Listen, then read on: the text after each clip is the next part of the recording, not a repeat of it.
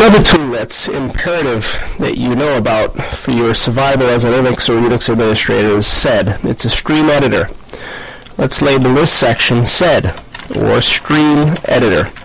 The purpose of a stream editor, or the function of a stream editor, is to allow you to be able to edit streams of text. So facilitates automated text editing. So think of sed as a program that allows you to perform a series of edits to text files, no differently than you would using perhaps Notepad or WordPad in Windows, or gedit or Nano or Emacs in Unix or Linux. It facilitates automated text editing. Like awk and grep, it supports regexes. Basic, of course, POSIX regexes, but enough for you to perform most of the data manipulation that you need. So, what's a typical usage like with sed? Of course, it's available on the system. If you just navigate to a shell at any time and execute which SCD, you'll find it. It's always available on Linux-based systems, and it has some general usage options. For example, sed followed by options, and these are optional options, of course, followed by one or more instructions, followed by the file name to parse, one or more files, that is generally how you'd use sed to parse data. Now again, it's a stream editor, so it takes, let's say, an input of text, one line at a time, and allows you to either extract or manipulate that text. So you can, for example, extract the first 3 characters, the middle 3, or characters after a certain series of texts, or match based on case, you name it. Anything you can think of, sed allows you to do it from the command line, no differently than you would do using an editor such as Nano or VI, so on and so forth. It also allows, like awk, scripting via the -f option, the ability, that is, to program a series of edits in a script file. So you can call a script file from sed. So like awk supports scripting using the -f option, which means you can program all of the changes that are to be made in a script file. And those changes get made one after another. So if you've got 10 changes, change 1 is applied, then change 2 through 10 on the first line before sed moves on to the next line. You can use sed to print basic information, like specific lines of a file. Let's jump right into the usage. Here's sed with an option, the -n option. The -n option suppresses lines that don't match, which means you'll need to use the the P option, that is, to print lines that do match. Supposing we want to print the first line from a text file, simply indicate the number 1 followed by the P option. It's a rule that whenever you use N to suppress lines that don't match, you need to use P to print lines that do match. We'll do so against our grep1.txt file. It's a useful file for multiple reasons. So it prints the first line of the file. And we should also note that just like awk, as well as other programs, sed supports input via a variety of methods. So supports input via stdin or standard in, which means you can execute sed with no specification to a file, and it'll wait for you. It'll wait for input on standard in. It will also accept input via pipe as well as via file. So 3 basic ways you can get information into sed for processing. With that said, let's print the first line of grep1.txt. You certainly could use the head command to function like sed by indicating head -n, the number 1, followed by the file name. It will perform exactly the same as this sed command that we're about to execute. Now, of course, we're in the wrong directory, so let's navigate back to Linux CBT's home directory to the test RH5. In fact, we'll just open a new shell altogether and then navigate into test RH5, and then Control-Shift-V, where you see it's printed the first line. Now you don't have to take my word for it. Cat grep1.txt, and you'll see that the first line is indeed Linux. So supposing you wanted to print line number 2 from the file. Well, then change 1p to 2p and it prints a second line. Just like that. Now what if you wanted to print a range of lines? Let's say the lines 1 through 5. Well, indicate 1, 5, and there's your range. It prints the first 5 lines, which we can corroborate with the information above. So it's quite easy to return information from a file. Sed 1, 5p grep1.text prints the first 5 lines of the file, which again is just like using the head command. If you were to indicate head, the number of lines 1 against grep1.text, you'll see it returns the same thing. If you indicate, for example, the first 5 lines, it's the equivalent of indicating 1, 5p to sed. So head might be a better utility for you to do such simple things, but head will not help you, or sed will, when it comes to extracting data from a file. Now let's continue with some more general usage. You may also use sed to print, let's say, the last line, just like using tail with the -n and 1 option. Sed with $, which is the anchor tag used in the egrep world, followed by grep1.text, prints the last line of the file. Let's give this a try from the shell. Again, $, is an anchor to mean the last, and in the case of sed, it means the last line of the file. You can cat the contents of grep1.text just to be sure that the number 6 is the last line, and it does indeed work. Now you may be wondering, what if the file contains a space as the last line? Let's go ahead and make that a reality by pressing enter, and now we've got a space as the last line. Let's see what happens when we execute that sed. Notice it prints the last non-numeric. Let's create yet another line. Let's try that again, and notice it now prints a space. Before we didn't have a full or truly distinct line. Now we have a new line, a distinct line, and it prints it. It is the last line. It's occupying a line in the file. And sed finds it and prints it. So it prints non-printing characters such as spaces, as well as printable characters such as numbers, letters, punctuation marks, and so on. Now sed supports a whole other range of features, such as addresses, which we can use in conjunction with regular expressions to include or exclude lines. We've shown you how to do a range. We could print, let's say, lines 1 through, or all lines, let's say, except 1 through 3, which would be an address range. Let's try that as an example. That's a way of excluding certain lines, like an inverse execution in grep. So sed with the N option to print, and you may also turn on the optional E option, but it's not necessary. It's usually only required when you have multiple commands, multiple actions that you'd like to execute in between the single quotes. So in this case, we're going to sed N print all but lines 1 through 3. 1, 3 exclamation is a way of negating this match. So here's a match. 1, 3, meaning the range 1 through 3. But we're going to negate the match and indicate to sed that it should not print those lines, which means lines 4 through whatever will be printed. And if we look at grep1.text, we'll see that line 3 is this training line, which means lines 4 through 16 will print, beginning with the uppercase word grep. And there you see it's begun with grep and terminated with the space at the end of the file. So prints all but lines 1 through 3. This is a way to negate what gets printed, or negates the match that we intended to perform. Now, just like awk, sed supports matching of characters. So if you wanted to search for, let's say, lines that contain Linux, you could sed N and in between use the // terminated by P, and then search for, let's say, Linux against grep1.text. This will print lines with Linux. Let's give this a try.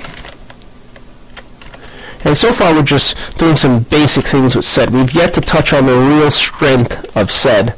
Let's just terminate this with a single quote that's imperative, and that is its search and replace capability. So there you see it. Search for it. Let's search for lines with numerics, for example, 0 through 9 as a character class that we'd like to search for. And we'll just go ahead and indicate that 0 through 9.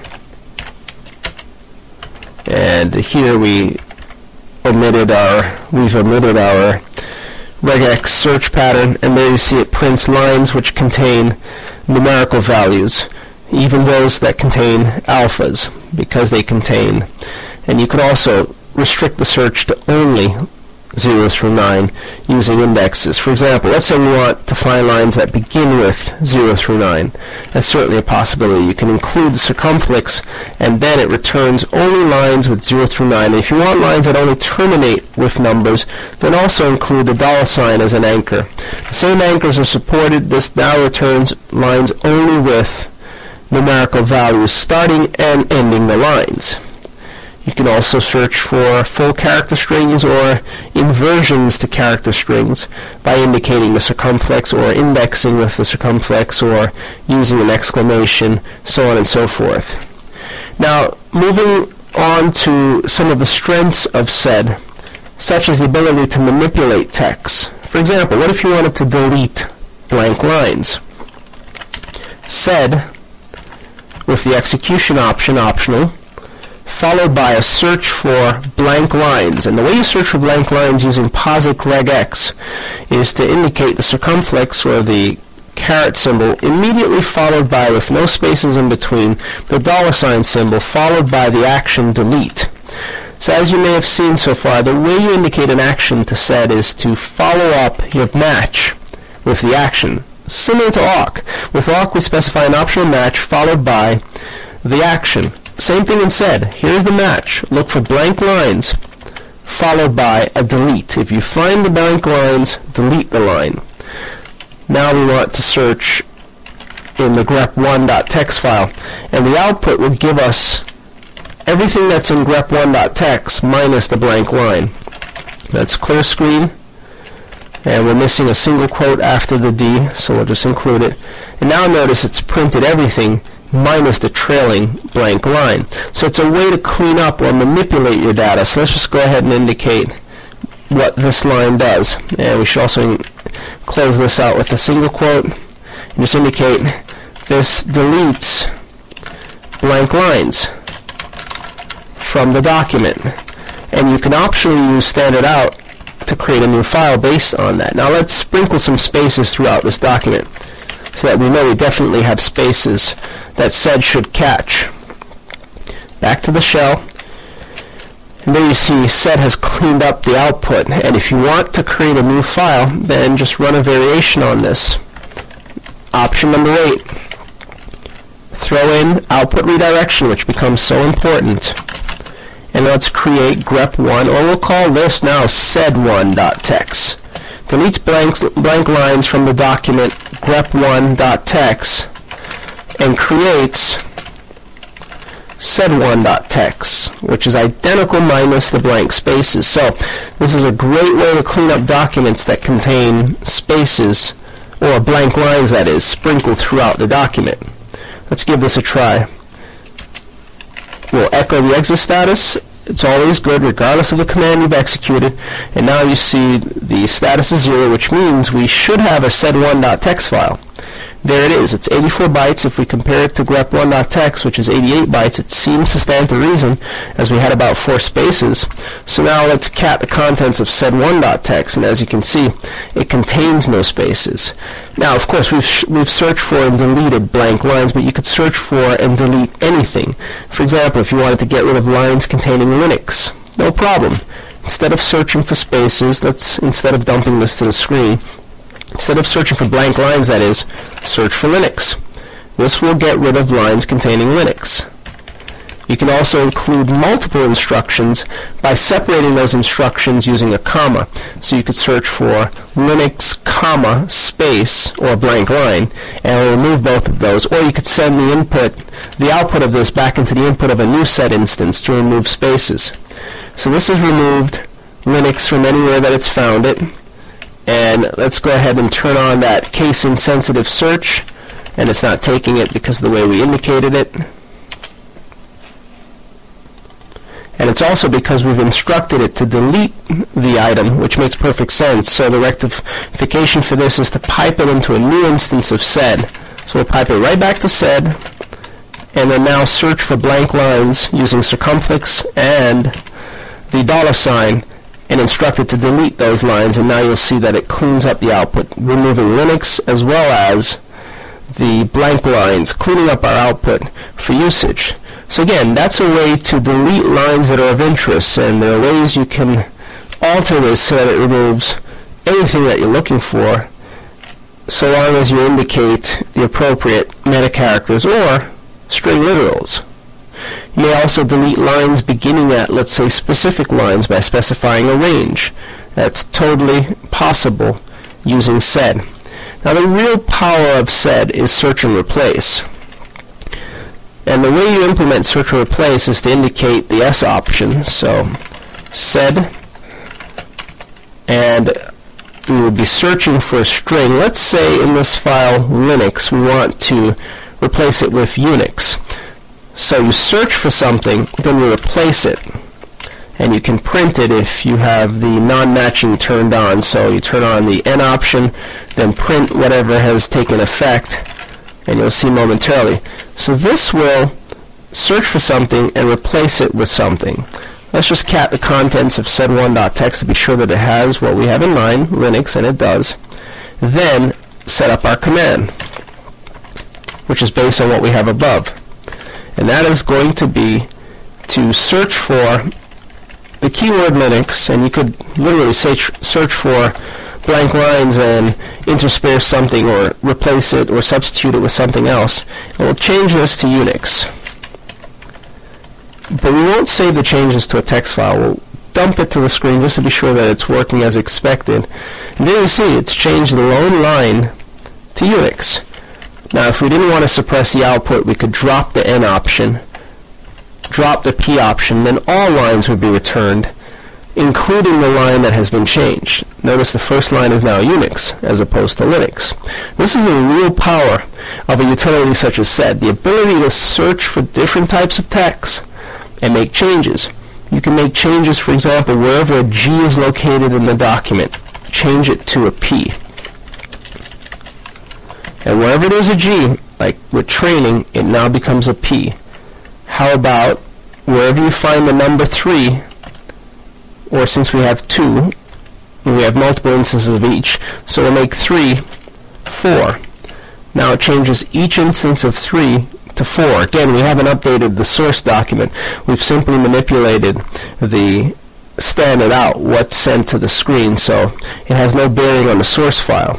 And by the way, there's a way to update the source file, consequently backing up your original file. Sed, with the help option, returns the ability to back up your original file. Use the -i option to make an in-place edit, specify by a suffix such as back, like BAK, and the source file, the original file, will be backed up with a .BAK suffix, and the original name will be used to create a new file which contains a new data stream. So like with the sed1.txt, if we were to include, for example, -i.bak, now we see no output on the screen. However, if we lsltr, we have the original sed1.txt, which now contains the new data, and the original sed1.txt, which contains the original data set, which had 3s instead of 4s for our substituting. So let's just indicate that as well. Sed with the -i option .back, followed by any amount of options that we want. In our case, we executed it with simply, let's go through our history, sed with the E option, so we didn't suppress the output. So E option, we searched for something that was the number 3, and we replaced it with 4. And let's just check our output here, and then we did so against sed1.txt. This backs up the original file and creates a new sed1.txt with the modifications indicated in the command or in the action section. And we did mention that sed supports scripting. Sed with the -F option followed by the script file will cause sed to open that script file and process one line at a time the items that it finds in the file. Now let's just make a note. Generally, to create new files, use output redirection instead of allowing sed to write to stdout. Again, with utilities like sed, awk, grep, the output tends to go to standard out. In fact, most Linux and Unix programs will send their output to standard out, which is a screen, which tends to be the TTY that you're connected to, whatever that happens to be at any point in time. In this case, it's sudo terminal number 3. In this case here, for this shell, it's sudo terminal number 2. If you're at the console, it may be dev console. If you're on a serial line, it may be something else, SSH line, sudo terminal.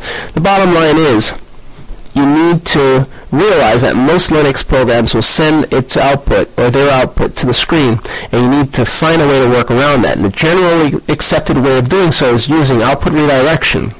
Some programs like sed have this built-in -I option, which allows you to bypass standard out while backing up the source file. The idea is you should use it so you don't clobber the source file. Otherwise, sed would end up clobbering it. Now, this is the GNU version of sed, which has this -I option. If you take this to, let's say, a non-GNU version of sed, you may not find this functionality built in. So just keep that in mind. Again, just to recap, sed is a stream editor. It reads, just like awk does, files one line at a time, and it operates on those lines using the instructions that you've supplied on the command line or via script. If you've specified one or more commands on the command line or via script, those one or more commands will be applied to each and every line that sed reads. We should just note that as well. Sed applies each instruction to each line. So if you've got 10 instructions, whether supplied via script or via the command line, sed will take its time applying those instructions to each and every line, which may or may not have the desired effect. So you need to keep track of that, be cognizant of that. For example, if you've changed Linux to Unix, but then your subsequent change is to do something else, like make Linux something else, then the second change will be lost because Linux would have been changed to Unix. So you have to keep track of where sed is at all times by writing smart scripts. And it's really not hard. It's very straightforward to do. But you use sed to make textual changes, generally to clean up empty lines, to search and replace. This is where the power is. To search through documents looking for key characters, and it gets way more complex than what we've shown you. You can use a wide variety of regular expression characters to search for very specific sets of text and have sed march through them, make the changes, and transform your data. So that's what you'll use sed for. Now we're going to move on to some other things that you need to know, but these are some of the basics. We've thus far covered grep, awk, as well as sed. Those are three key Unix and Linux utilities, regardless of distribution.